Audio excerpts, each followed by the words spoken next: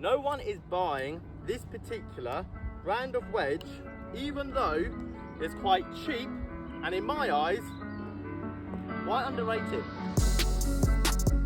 I've always wanted to know what it would be like to hit a brand new wedge still with its cellophane still on the face of it.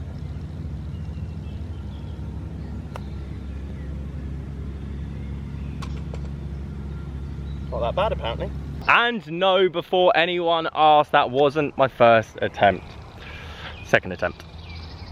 Guys, how you doing? Welcome back to a brand new video. Simon here down at Sanford Springs Golf Club, and it raises a very interesting point. I have got a 49-pound wedge, which I personally think rivals the Kirkland, which is a big bold claim because they are a very good value wedge set. £50, which I think for a brand new wedge, for a lot of you out there either starting the game or getting used to the game, whatever it might be, is a great starting point because your wedge game isn't quite all there yet.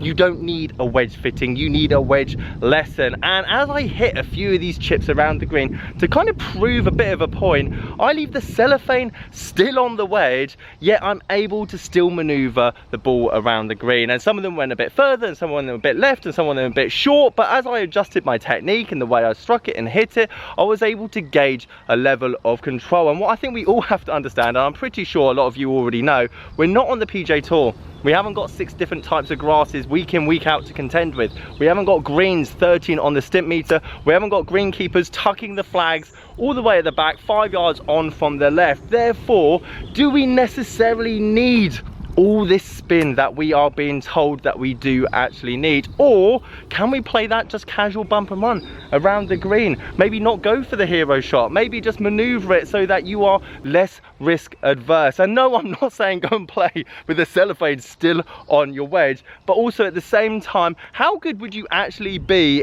with your MG3 TaylorMade wedge? How good would you be with your Titleist SM9 after hitting a few shots with the cellophane still on it and getting used to that reduction of spin and having a bit more of a rollout? So as we look through the footage of American Golf, as I was down there this morning speaking to the boys, and I noticed this wedge way back when I did the review on the Benwas Delta X, and the reason that it stood out to me is, number one, it doesn't look like a cheap wedge, and I think that's massively important. Aesthetically, it looks like every other wedge out there from the top of it.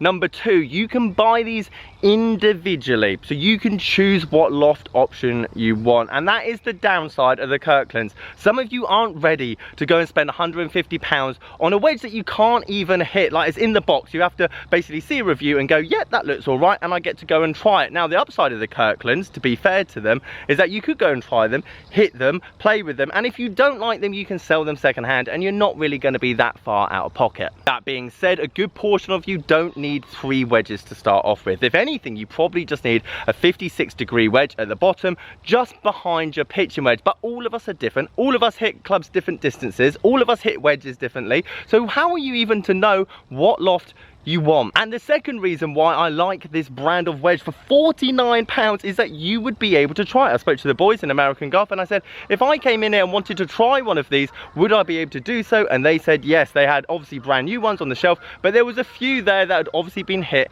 and tried with, and you could go on the range probably with one of them if they weren't busy and see if that is the length that you need it to go, which again is a downside of second-hand clubs. You go and buy a 56 or 54 or 52 and you think, yeah, that's the one, and lo and behold, it's 25 yards shorter than you actually needed it to go. Now again, with second-hand clubs and the Kirkland wedges, the resale value is going to be there, and it's all about trial and error. But some of you probably just want to go and buy something, put it in the bag, and not have to ship it off next week. Okay, cellophane has come off the wedge. Full spin is now being applied to that golf ball. The question now is, we haven't got the cellophane on the ball anymore, so will it perform anywhere near as good as when it did have the cellophane still on the face? Apparently so. So boys and girls, here she is, Rife Spin Groove. And personally, can I just say, it looks good. I'll show you some other wedges that I saw in the shop. Similar price point. I'm sure they would perform just as well as this. They look like 30, 40 pound wedges. Do you know what I mean? They look like 50 pound wedges. They look like 40 pound wedges. And let's be honest, the majority of you just want a wedge that's going to blend in with the rest of the set. It doesn't need neon lights coming off the side of it to show everyone else on the golf course that you have a 30 or 40 pound wedge. And the reason I like this is because it's just understated and it's going to do the job just as well as the other lower end wedges. Now there was another more premium Rife wedge on the side there, and I was about to buy it to test it against this one, but then I noticed there was a TaylorMade Spin Z wedge on the side there, and I asked the boys how much it was, and it was £79. So for me personally, those wedges are somewhat the middlemen. I'm thinking you'd rather off get one of these or another £59 wedge, or even the Kirklands, for example.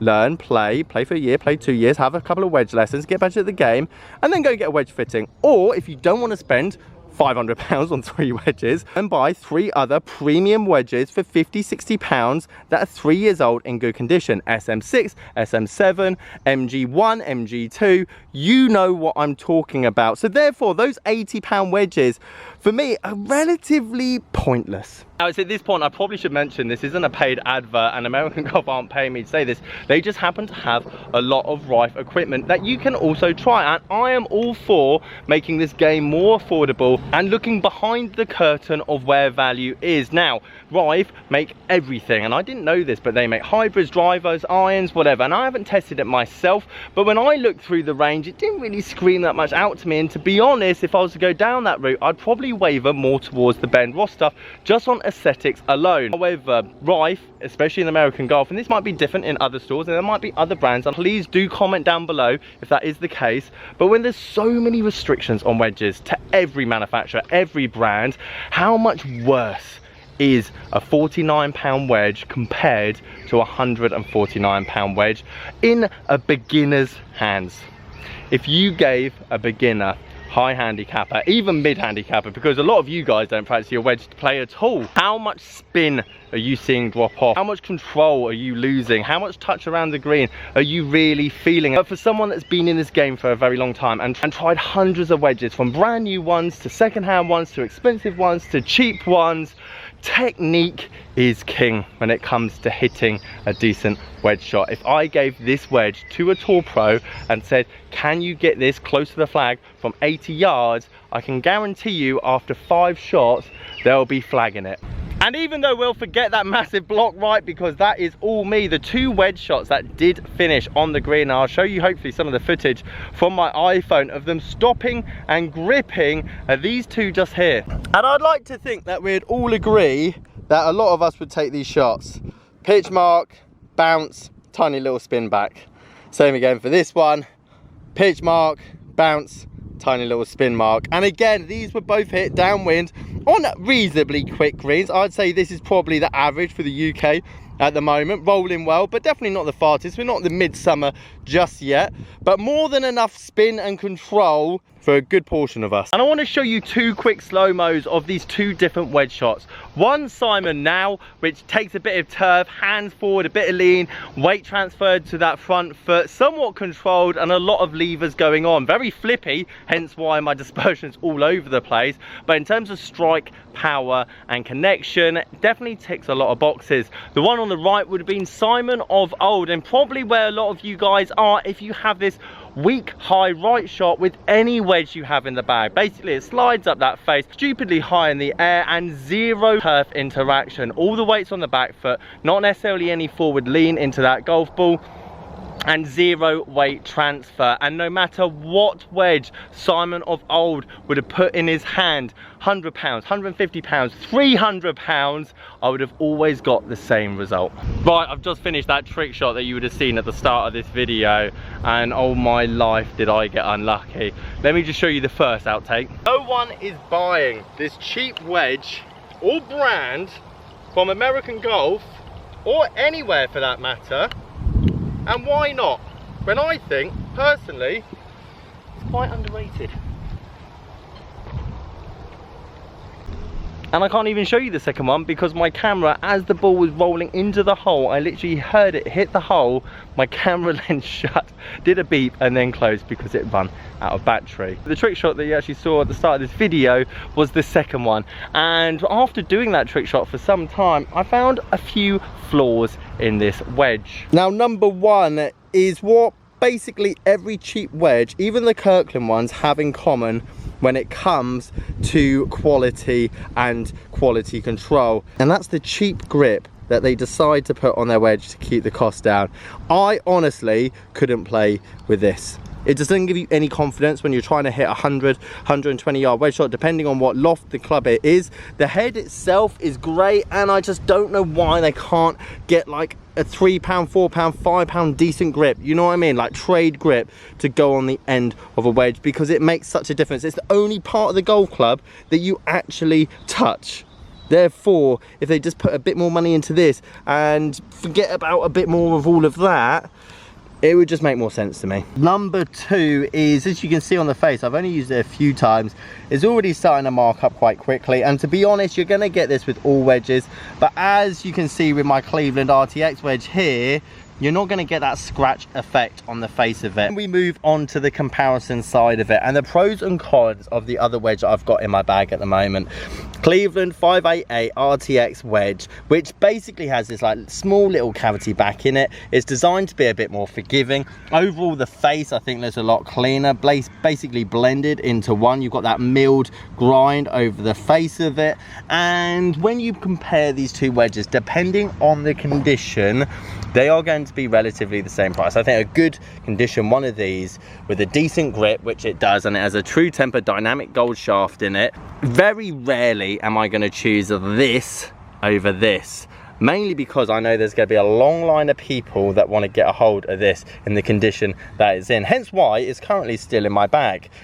This is a lot more accessible and easier, and for people that don't want the time and effort, and people that potentially haven't put in the hours that is needed and required potentially to get more out of this. However, if you do have the time to find a club like this, you're going to be rewarded, mainly because you could use it, try it, do everything that I've said you could do with this for the same kind of price point, 30, 40 pounds, something like that. And when you come to get rid of it and sell it, because maybe you now want a wedge fitting, maybe you've put in 2,000 hours around the short game area, someone will be willing to buy this off you for £40. I'm very pessimistic that there's going to be a lot of people wanting a Rife wedge. I want them to, because secondhand, this would be great for £20. And if you find a £20 one of these in good condition and you decide the game and you haven't got a 52 degree wedge, by all means, please go and get this.